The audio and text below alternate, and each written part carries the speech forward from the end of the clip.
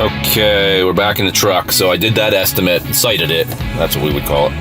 I use my iPad I think I just got this 2 months ago. Basically, iPad with an iPad, an Apple Pencil.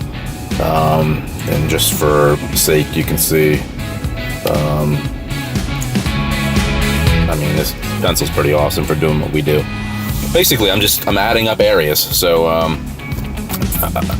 looked at doors. There's 9 doors. I'm not going to look at every single door because it doesn't really matter. You're gonna make up on some and you're gonna lose on others, and it's an average for us. So we're looking for averages. We do a lot of numbers, and we need a lot of averages, and we have to hit production rates. So, and they're all averages. You're not gonna win on every job. They're not gonna be home runs every job.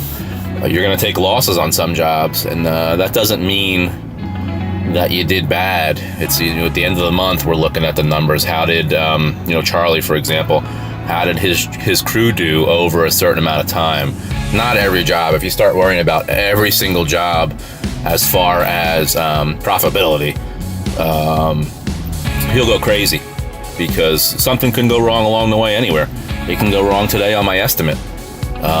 We try to be very detailed on the estimates. Am I all the time? No, not all the time. I'm doing 7 estimates, or 7 or 8 estimates. And then once we get into the week, I think I have 9 more, not including any of the commercial ones that come in that we do off of Blueprint. So with a lot of those, that high volume, you're going to miss something along the way. We try not to. That's not our goal. But we do. So once I have it at this point, I've already totaled up the hours that I think it's going to take. We go into our estimating app, and from here, you can see it's branded for us. People are in there. We just start inputting numbers from there. It's basically not as simple as that because this app's a little intricate. We have to add in all our own production numbers, things like that. But once we have the app tailored to us, it's as simple as almost anybody can go out and do an estimate for us. We're all doing the same thing.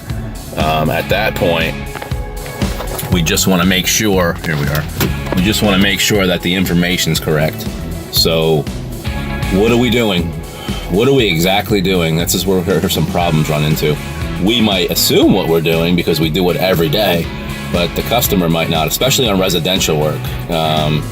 They have an expectation in their mind that they've seen from magazines, or they painted on their own, or from TV.